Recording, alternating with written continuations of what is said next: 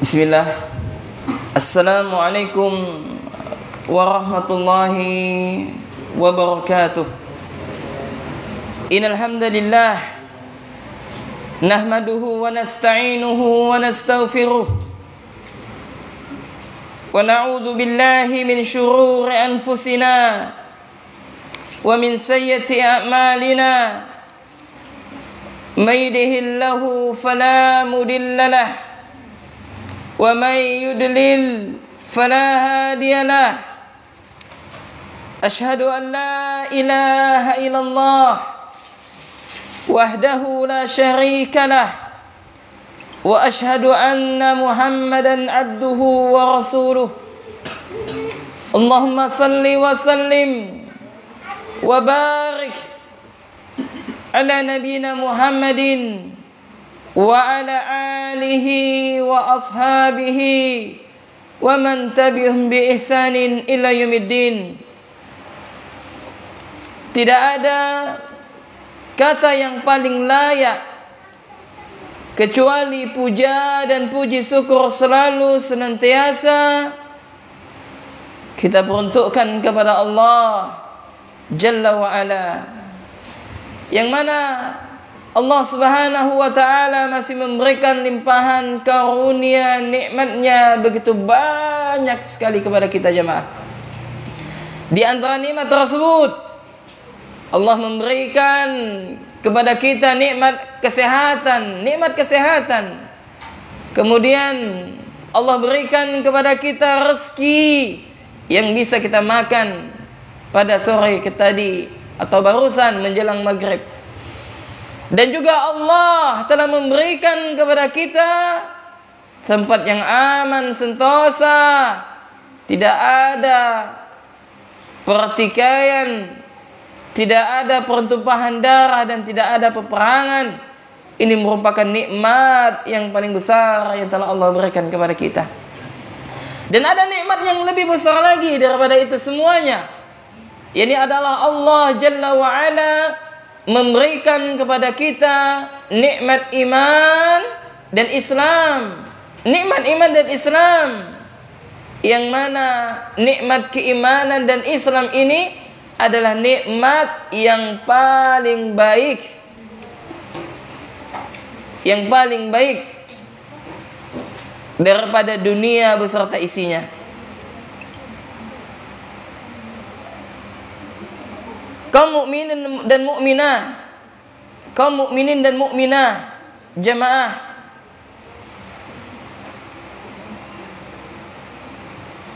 para ikhwan dan juga para akhwat, tak lupa kita senantiasa berdoa kepada Allah Jalla wa Ala. Mudah-mudahan Allah Subhanahu wa ta'ala senantiasa memberikan salam dan selawat kepada junjungan Nabi besar kita Muhammad sallallahu alaihi wa alihi wasallam, kepada keluarganya, sahabatnya, dan juga kepada orang-orang yang senantiasa berusaha mengikuti jejak langkah beliau. Para ikhwan dan juga para akhwat,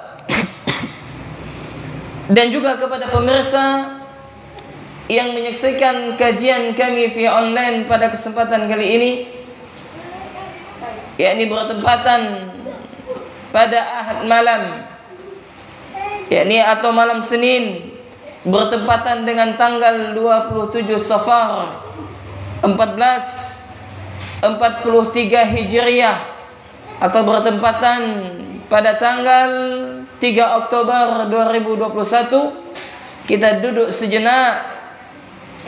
sejenak untuk mendengarkan untayan-untayan nasihat, untuk mendengarkan Al-Quran dibacakan, dan juga sabda Nabi yang mulia dibacakan. Kepada jamaah rahiman rahimakumullah, kita akan melanjutkan kajian rutin kita setiap awal bulan, setiap awal bulan yang mana kajian ini kita beri judul dengan tauhid aku diselamatkan. Dengan tauhid aku diselamatkan. Allah Jalla wa Ala berfirman, "Yauma la yanfa'u malun wala banun illa man atallaha biqalbin salim." Pada hari ini kata Allah, tidaklah berguna atau tidak bermanfaat. Apa yang tidak berguna dan apa yang tidak bermanfaat?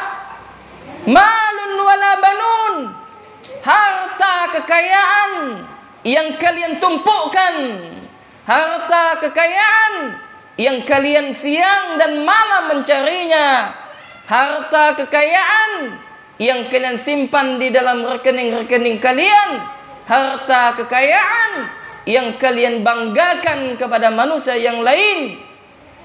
Malun, tidaklah bermanfaat ketika hari itu. Dan apalagi tidak bermanfaat? Wala banun, dan anak-anak yang senantiasa kalian banggakan, dan anak-anak yang karenanya kalian lupa kepada Allah, dan anak-anak yang dulunya kalian bekerja demi anak-anak tersebut, kalian mencintai anak-anak kalian melebihi kecintaan kalian kepada Allah. Kalian mencintai anak-anak kalian sampai kalian meninggalkan yang Allah perintahkan. Maka kelak jamaah, harta dan anak-anak tidaklah berguna sedikit pun, tidak akan bisa menyelamatkan kita dari siksanya Allah Azza wa Jalla.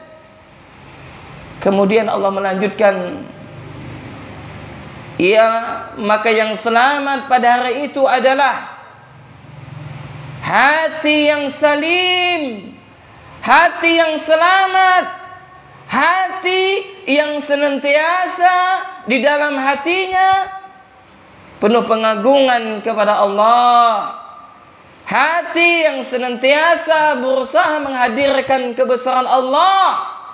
Dia memiliki harta akan tetapi dia tidak mencintai harta berlebihan. Dia memiliki anak akan tetapi dia tidak berlebihan mencintai anak-anaknya.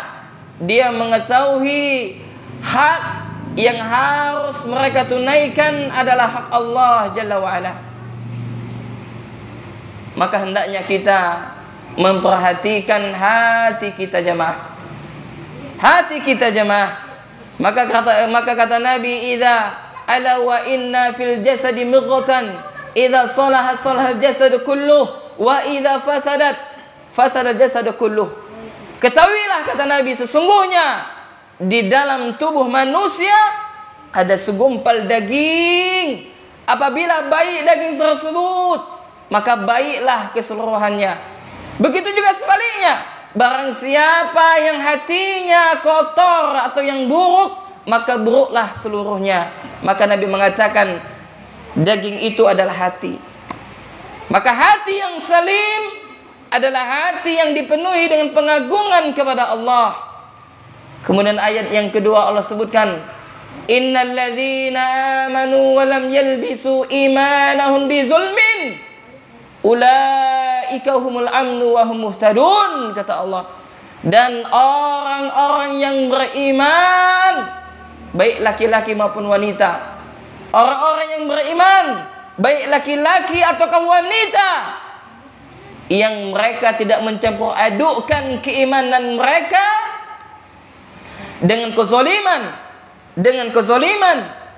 maka mereka akan mendapatkan keamanan dan petunjuk. Maka jamaah rahimani rahimakumullah, kebahagiaan terletak kepada ketaatan kepada Allah. Semakin taat seorang hamba kepada Allah, maka dia akan semakin bahagia. Maka kita akan melanjutkan kajian kita. Maka pada pertemuan sebelumnya kita membacakan tentang hadis, ini hadis Bara. Kita membacakan hadis yang disebutkan oleh para ulama, hadis Al-Bara bin Azib yang mana hadis ini diriwayatkan oleh Imam Ahmad tentang kematian hingga alam barzah, yang mana para ikhwah dan juga para akhwat, kaum muslimin dan muslimat, hadirin dan hadirat, bahwasanya kematian itu adalah suatu hal yang pasti. Dan pada pertemuan sebelumnya kita telah sampaikan bahwasanya setiap yang bernyawa pasti akan merasakan kematian, sebagaimana firman Allah, kullu nafsin zaikatul maut, setiap yang bernyawa semuanya akan merasakan kematian. Siapapun Anda, maka malaikat maut senantiasa mengintai daripada setiap hamba-hamba, baik dia muslim ataukah kafir, baik dia itu orang yang taat ataukah orang yang tidak taat. Maka tugas kita adalah mempersiapkan. Maka pada hadis berikutnya yang telah kita sampaikan, maksudnya pada pertemuan sebelumnya, ketika jenazah seorang yang beriman, ketika jenazah orang yang beriman, ketika ditanya man rabbuk, man nabiyuk, man dinuk, maka dia akan bisa menjawab Rabbi Allah, Tuhanku adalah Allah dan nabiku adalah Muhammad sallallahu alaihi wasallam, dan agamaku adalah Islam. Kalau dia orang muslim yang taat jamaah, kalau dia di dunia ahlus salat, kalau di dunia dia adalah orang yang rajin salat dan orang yang senantiasa menyempatkan diri mereka ke majelis ilmu, maka mereka ini adalah orang-orang yang diberikan karunia oleh Allah. Mereka ini adalah orang-orang yang dicintai oleh Allah. Maka subhanallah, berbahagialah kita jamaah. Berbahagialah bagi anda wahai kaum muslimin dan muslimah, bagi anda wahai para ikhwah sekalian dan juga para akhwat, ketika saat ini Allah Jalla wa'ala memberikan hidayah kepada kita. Kita pun bisa mengenal Allah sesuai dengan diajarkan oleh Nabi yang mulia. Kita bisa mengetahui syariat Islam, Islam yang benar, Islam sebagaimana Islamnya Rasulullah dan juga para sahabat. Islam yang mana Islam tersebut telah diridhoi oleh Allah Subhanahu wa taala. Maka kata Nabi yang mulia, Allahumma salli wa sallim alaihi. Maka ketika seorang mukmin dia bisa menjawab pertanyaan mungkar dan nakir, maka terdengarlah suara dari langit mengatakan, hambaku benar, hambaku benar, hambaku telah berkata jujur. Maka mayit tersebut diangkat ke langit, sehingga setiap malaikat yang mencium aroma wangi daripada jenazah tersebut, dia mengatakan, roh siapakah itu? Sungguh amat wangi harumnya dan sungguh alangkah baiknya roh tersebut. Maka ketika itu, maka kuburan yang awalnya sempit 2x1, maka akan dilebarkan, akan diluaskan seluas mata memandang, begitu luas. Maka ketika itu Allah Jalla wa'ala memerintahkan kepada malaikat untuk mengembalikan ruh tersebut ke dalam jasad, dimasukkan ke dalam jasad tersebut. Maka kuburannya yang seharusnya kecil, maka menjadi seluas mata memandang. Maka ketika itu datanglah seseorang yang baik rupanya, datanglah seseorang yang memiliki wajah yang rumpawan, datanglah seseorang yang baunya semerbak wanginya. Maka sang mayit pun heran. Maka sang mayit mengatakan, man anta? Siapa engkau wahai fulan? Siapakah engkau wahai fulan? Sesungguhnya engkau asing bagiku. Sesungguhnya aku tidak mengenal siapa engkau. Akan tetapi engkau hadir pada saat yang tidaklah berguna harta, jabatan, anak-anak, kecuali amal soleh. Maka orang tersebut mengatakan, wahai hamba Allah, dengarkan wahai hamba Allah, dengarkan wahai orang yang beriman, dengarkan wahai umat Nabi yang mulia, umat Nabi Muhammad sallallahu alaihi wasallam, Dengarkan wahai umat Islam. Apa katanya? Dia mengatakan, wahai hamba Allah, sesungguhnya aku adalah amal kebaikanmu. Aku adalah amal kebaikanmu. Aku adalah ibadah salatmu. Aku adalah ibadah puasamu. Aku adalah ibadah sedekahmu.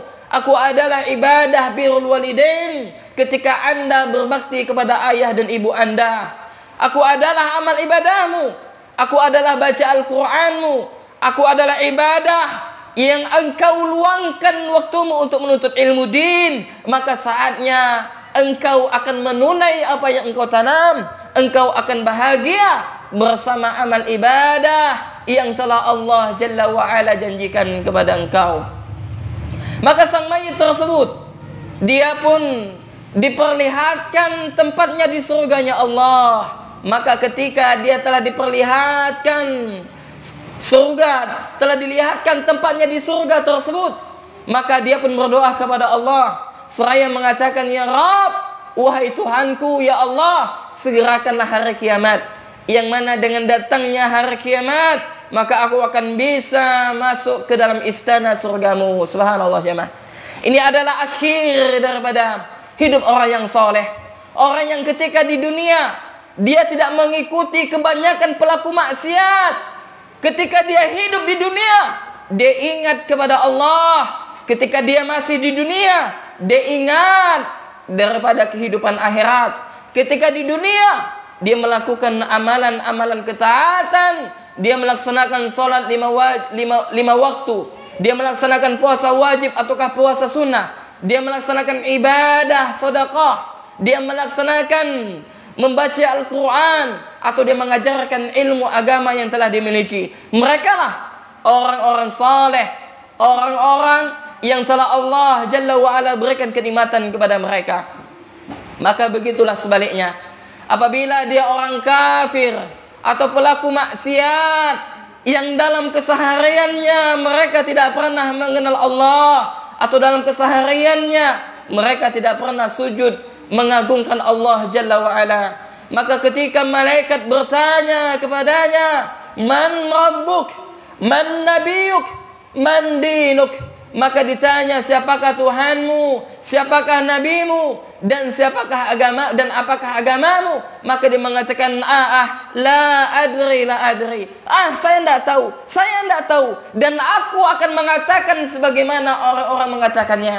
Maka ketika itu ruhnya tidak bisa naik ke atas. Maka orang ini yang tidak bisa menjawab pertanyaan munkar dan nakir, maka Rasulullah sallallahu alaihi wasallam menyebutkan bahwasanya kuburannya dihempit, maka sampai tulang belulangnya patah, berluluh lantah patahnya. Maka ketika itu Nabi sallallahu alaihi wasallam menyebutkan bahwasanya orang ini atau mayit ini yang mereka tidak bisa menjawab pertanyaan munkar dan nakir, maka mereka akan dipalu kepala mereka, akan dipalu oleh malaikat dengan pukulan yang amat dahsyat, dengan palu yang begitu besar, dipukul di antara keningnya jamaah. Subhanallah. Maka Nabi mengatakan ketika dipukul dengan satu hentakan, maka dia menjerit, dia merasakan kesakitan yang begitu amat dahsyat. Kalaulah seandainya, kata Nabi, kalaulah seandainya manusia mereka diizinkan oleh Allah untuk mendengarkan rintihan mereka yang diazab di dalam kubur-kuburan mereka, maka niscaya manusia tersebut mereka akan pingsan, mereka akan takut kepada Allah Jalla wa'ala. Subhanallah. Maka jeritan tersebut didengar oleh makhluk Allah yang lain, didengar oleh para binatang, para hewan, kecuali yang tidak bisa mendengarnya adalah jin dan manusia, sebagaimana Nabi sallallahu alaihi wasallam sampaikan. Lalu setelah dipalu kepalanya di antara bentuk keningnya, maka orang tersebut didatangkan dengan orang yang memiliki rupa yang amat buruk, dan baunya yang amat busuk. Maka dia datang mendekat kepada mayit tersebut. Maka sang mayit mengatakan, "Man anta?" "Wahai fulan." "Siapakah engkau wahai fulan? Sesungguhnya rupamu amatlah jelek dan baumu amatlah busuk." Maka orang itu mengatakan, "Wahai hamba Allah, sesungguhnya aku adalah amal keburukanmu. Aku adalah dosa yang pernah engkau lakukan ketika di dunia. Ketika Allah memanggil hayya 'alas shalah, marilah salat, engkau sibuk kepada urusan duniamu. Ketika di dunia engkau tidak pernah sujud kepada Allah. Ketika di dunia engkau diberikan beban amanah, engkau khianati, engkau ambil uang rakyat untuk kepentingan dirimu sendiri. Maka saat ini Allah Jalla wa'ala akan membalas setiap kejahatan yang telah engkau lakukan. Maka setelah itu maka tempatnya di neraka diperlihatkan dan amat mengerikan jamaah. Subhanallah wal iyadzubillah. Maka amat mengerikan. Maka dilihatkan tempatnya di neraka dan akhirnya dia berdoa kepada Allah. Dia mengatakan, "Ya Rabb, wahai Tuhanku, tundalah hari kiamat. Tundalah hari kiamat ya Allah." Kenapa? Karena kalau seandainya dunia telah Allah hancurkan sehancur-hancurnya, maka mereka akan dimasukkan ke dalam neraka waliyadzubillah. Maka orang yang seperti ini, yang mereka rasakan, yang mereka inginkan adalah kembali ke dunia dan mereka ingin sujud kepada Allah walaupun satu sujud. Akan tetapi Allah telah berjanji, apabila manusia mereka telah wafat, mereka dimasukkan ke dalam alam barzah, maka mereka tidak akan bisa keluar ke dunia walaupun sesaat. Maka jamaah, para ikhwan dan juga para akhwat, dan kepada kaum muslimin rahiman rahimakumullah, apa yang saya sampaikan ini adalah pernah disampaikan oleh Nabi yang mulia di hadapan para sahabat, yang mana ketika itu para sahabat mereka mendengarkan dengan seksama. Ada di antara mereka yang menangis terisak-isak karena rasa takutnya mereka terhadap azab Allah Azza wa Jal. Maka apa yang kita dengar daripada Al-Bara radhiyallahu ta'ala anhu, maka itu jamaah akan menjadi suatu kenyataan, akan menjadi suatu kepastian, yang mana saat ini kita sedang berjalan menuju surganya Allah ataukah menuju nerakanya Allah wal iyadzubillah. Maka Rasulullah sallallahu alaihi wasallam menyebutkan, Nabi mengatakan, sesungguhnya salah seorang di antara kalian, kata Nabi, telah Allah takdirkan menjadi penghuni surga sampai-sampai dia dengan surganya Allah amatlah dekat, akan tetapi takdir telah mendahului dia, lalu dia beramal dengan amalan penduduk neraka, maka mereka masuk ke dalam neraka waliyadzubillah. Begitu juga sebaliknya, kata Nabi sallallahu alaihi wasallam, sesungguhnya ada di antara kalian, kata Nabi, yang telah ditakdirkan oleh Allah untuk menjadi penghuni neraka, lalu dia beramal dengan amalan ahlu neraka, sehingga dia dengan neraka dengan sehasta amat dekat. Akan tetapi takdir Allah telah mendahului dia dan dia beramal dengan penduduk surga, maka dia pun masuk ke dalam surga. Apa faedah daripada hadis ini jamaah? Maka kita yang saat ini rajin ke masjid, kita yang saat ini mungkin rajin datang ke kajian, maka tidak ada jaminan kelak kalau kita wafat dalam keadaan husnul khotimah. Tidak ada yang tahu daripada akhir daripada kehidupan kita. Dan begitu juga mereka yang mungkin saat ini berat bagi mereka untuk datang ke masjid, berat bagi mereka untuk melaksanakan solat. Kita tidak tahu apakah akhir daripada kehidupan mereka kelak dengan keadaan husnul khotimah. Maka tugas kita sekarang saat ini adalah kita berusaha istiqamah di atas ketaatan kepada Allah Jalla wa'ala, kita memperbanyak doa kepada Allah dengan doa yang diajarkan oleh Nabi yang mulia, ya muqallibal qulub tsabbit qalbi ala dinik, atau ya muqallibal qulub tsabbit qulubana ala dinik. Wahai zat yang membolak-balikkan hati, tetapkanlah hatiku di atas agamamu. Atau dalam doa yang lain, Allahumma ya musarrifal qulub sarrif qulubana ala ta'atik, atau Allahumma ya musarrifal qulub sarrif qalbi ala ta'atik. Wahai zat yang membolak-balikkan hati, atau zat yang memaling-malingkan hati, berilah, yakni apa? Palingkanlah hatiku di dalam ketaatan kepadamu. Maka jamaah, para ulama menyebutkan faedah daripada hadis yang saya sebutkan tadi adalah mereka akan Allah tampakkan di akhir hayatnya. Kalau seandainya mereka beribadah kepada Allah bukan dengan keikhlasan, kalau seandainya mereka beribadah kepada Allah ingin sanjungan, atau mereka beribadah kepada Allah ingin diangkat menjadi sebuah pemimpin dalam suatu kampung atau suatu desa, maka mereka beramal dengan amalan akhirat dengan kepentingan dunia, wal iyadzubillah.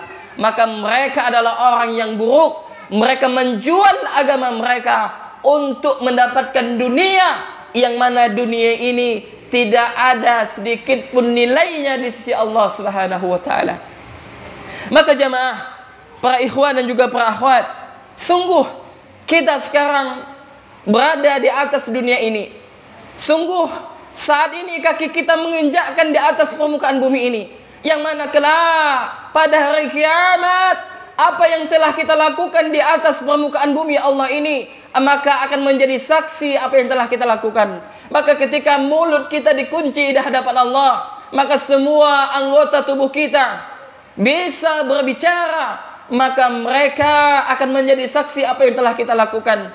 Maka bersyukurlah kita kalau seandainya di dunia ini kita habiskan waktu kita di dalam ketaatan kepada Allah. Maka mudah-mudahan jamaah, suatu hari kelak yang Allah sebutkan yauma la yanfa'u malun wala banun, maka mudah-mudahan kulit-kulit kita, tangan-tangan kita, kaki-kaki kita, bahkan rambut-rambut kita menjadi saksi atas apa yang telah kita lakukan pada malam hari ini.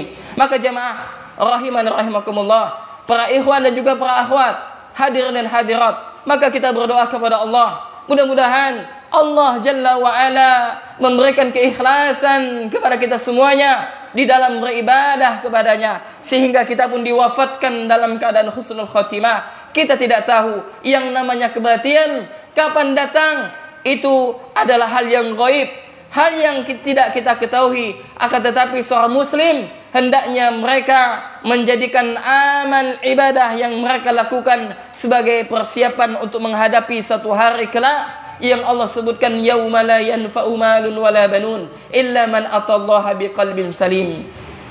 Dengan tauhid aku diselamatkan, maka seseorang tidak akan bisa selamat dari azab nerakanya Allah kecuali mereka mengaplikasikan daripada tauhid.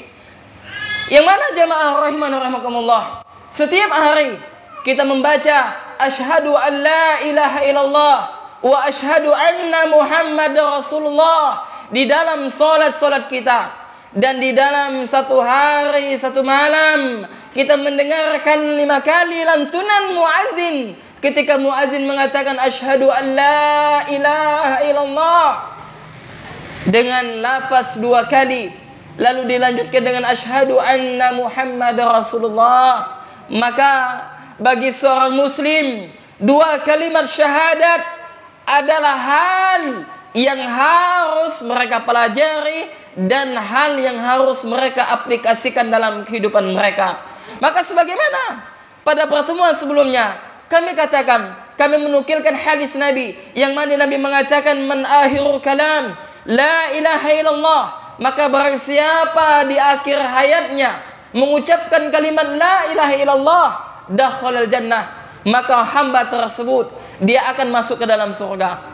Dan telah kita sampaikan jamaah bahwasanya setiap muslim mereka memiliki apa? Memiliki kunci untuk membuka pintu surga. Yani Nabi mengatakan man akhirul kalam la ilaha illallah, barang siapa di akhir hayatnya mengucapkan kalimat la ilaha illallah, maka dia akan masuk ke dalam surga. Maka sebagaimana telah kami sebutkan, sebagaimana telah kita sampaikan, bahwasanya setiap kunci itu memiliki apa?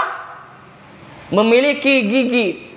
Setiap kunci memiliki gigi. Maka kalau seandainya kita memiliki kunci, kunci apakah itu? Kunci rumahkah? Kunci sepeda motorkah? Atau kunci gudangkah? Atau kunci tokohkah? Maka kalau seandainya kunci tersebut ada di tangan kita, akan tetapi tidak memiliki gerigi-gerigi, tidak memiliki gigi-gigi, apakah bisa membuka pintu tersebut? Maka jawabannya adalah tidak bisa. Maka para ulama menyebutkan bahwasanya seseorang ketika mengucapkan kalimat la ilaha illallah tidaklah cukup, tidaklah bisa menyelamatkan mereka dari azab Allah kalau seandainya mereka tidak mengamalkan rukun dan syarat daripada kalimat la ilaha illallah sebagaimana kunci. Kalau seandainya tidak ada gerigi-gerigi kunci tersebut, maka orang tersebut tidak akan bisa membuka daripada pintu yang hendak dibukanya. Maka demikian, apabila seorang muslim ataukah muslimah yang mereka hendak membuka pintu surga, maka mereka tidak akan bisa membukanya kalau seandainya mereka tidak mengamalkan rukun dan syarat daripada kalimat la ilaha illallah tersebut. Dengan tauhid aku diselamatkan. Maka jamaah kaum muslimin dan muslimat rahiman rahimakumullah, maka pada pertemuan sebelumnya kita telah membahas bahwasanya syarat la ilaha illallah yang pertama apa? Al-ilmu. Yakni gerigi kunci yang pertama yang harus kita pegang, yang harus ada di dalam kalimat la ilaha illallah yang senantiasa kita ucapkan, yakni adalah ilmu. Yakni apa? Kita mengilmui makna daripada kalimat la ilaha illallah. Tidak hanya sekedar diucapkan dengan lisan, akan tetapi kalau seandainya hanya sekedar diucapkan dengan lisan, maka burung pun bisa, burung beo pun bisa. Akan tetapi hanya sekedar diucapkan dengan lisan, sebanyak apapun engkau mengucapkan kalimat tahlil, kalimat la ilaha illallah, akan tetapi kalau seandainya engkau tidak mengamalkan syarat dan rukun daripada kalimat tersebut, maka la yanfa', maka tidak bermanfaat apa yang anda katakan. Maka para ulama menyebutkan rukun syarat la ilaha illallah yang pertama adalah apa? Ilmu. Kemudian yang kedua adalah al-yakin. Maka setelah berilmu, maka harus yakin tentang apa? Tentang kalimat la ilaha illallah. Ini apa? Bahwasanya tidak ada ilah, tidak ada sesembahan yang berhak diibadahi dengan benar kecuali Allah. Allah Subhanahu wa taala berfirman di dalam Al-Qur'an surah Al-Hujurat ayat 15, Innal mu'minuna alladhina amanu billah wa rasulihi summa lam yartabu wa jahadu bi amwalihim wa anfusihim fi sabilillah ulaika humus shadiqun. Jadi Allah Jalla wa ala menyebutkan, Allah Subhanahu wa taala berfirman, sesungguhnya orang yang beriman, mereka adalah orang-orang yang beriman kepada Allah dan Rasulnya, kemudian tidak ada keraguan di dalam hati mereka, dan mereka berjihad di jalan Allah dengan harta dan jiwa-jiwa mereka di jalan Allah. Mereka itulah orang yang benar keimanan mereka. Maka jamaah rahiman rahimakumullah, Rasulullah sallallahu alaihi wa ala alihi wasallam bersabda, Ashhadu an la ilaha illallah wa anni rasulullah la yalqallaha bihima abdun ghaira syaqun fihima. Maka kata Nabi, barang siapa yang dia bersaksi bahwasanya tidak ada ilah yang berhak diibadahi dengan benar kecuali Allah, dan dia bersaksi bahwasanya aku adalah utusan Allah, kata Nabi, kemudian dia bertemu kepada Allah, maksudnya apa? Dia wafat di atas kalimat tersebut dan tidak ada keraguan di dalam hatinya, maka dia akan dimasukkan ke dalam surganya Allah. Maka subhanallah jamaah, maka hal yang harus kita perhatikan adalah ketika kita berilmu, maka apa yang harus kita lakukan? Maka kita harus meyakini daripada kalimat tersebut. Kemudian yang kedua, yang ketiga, daripada syarat kalimat la ilaha illallah atau kunci atau gerigi daripada kunci surga tersebut, yang ketiga adalah al-qabul. Yakni apa? Menerima konsekuensi daripada kalimat tersebut. Ada orang yang dia mengucapkan kalimat la ilaha illallah, akan tetapi mereka masih percaya kepada dukun, mereka masih mempercayai ramalan, ya, baik itu dengan bintang atau dengan telapak tangan, atau mereka masih meyakini ada hari yang sial, ada angka yang sial, ada anak yang sial, ada seorang anak sial kata orang tua. Tidak boleh orang tua ya, ayah. Ya, kalau anaknya sial berarti apa? Ada induknya. Siapa orang tuanya? Ya, maka seorang muslim tidak boleh mempercayai ramalan. Seorang muslim tidak boleh meyakini perkataan dukun, tidak boleh.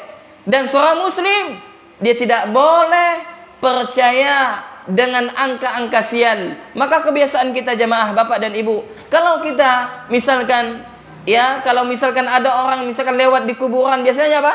Bunyikan klaksonnya enggak? Tit, ya kan? Betul enggak? Kalau enggak bunyi, berarti bisa celaka. Nah, ini adalah namanya khurafat. Ya, khurafat. Maka seorang muslim tidak demikian. Ya, maka syaitan hendak menyesatkan anak keturunan.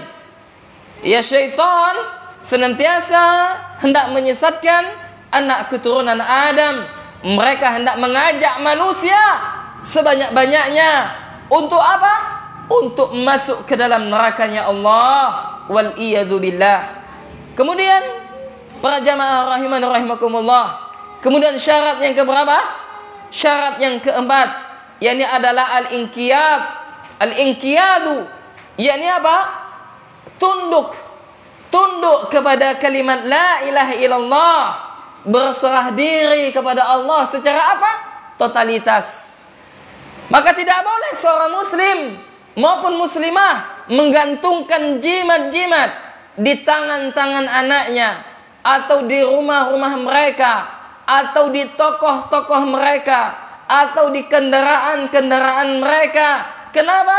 Karena hal tersebut tidaklah disyariatkan oleh agama yang mulia ini. Maka barang siapa yang mereka menggantungkan urusan mereka kepada selain Allah, maka akan Allah binasakan, maka akan Allah hadirkan ke dalam hatinya apa? Rasa was-was, rasa tidak bahagia. Maka seorang muslim yang mereka beriman kepada Allah, maka mereka harus al-inqiyadu, yakni tunduk kepada Allah, menyerahkan segala urusannya hanya kepada Allah Subhanahu wa ta'ala. Naam. Alhamdulillah sudah masuk waktu azan Isya, maka kita cukupkan kajian kita di sini, dan insyaallah pada pertemuan berikutnya kita akan melanjutkan syarat yang kelima sampai dengan ketujuh. Mudah-mudahan yang sedikit ini bermanfaat bagi kita jemaah. Maka kesimpulan daripada kajian ini adalah hendaknya kita senantiasa belajar dan mengaplikasikan kalimat tauhid dalam kehidupan keseharian kita, biar kita selamat di dunia dan di akhirat. Allahumma amin. Kita cukupkan dengan doa kafaratul majelis. Subhanakallahumma wa bihamdika, asyhadu an la ilaha illa anta, astaghfiruka wa atubu ilaik. Assalamualaikum warahmatullahi wabarakatuh.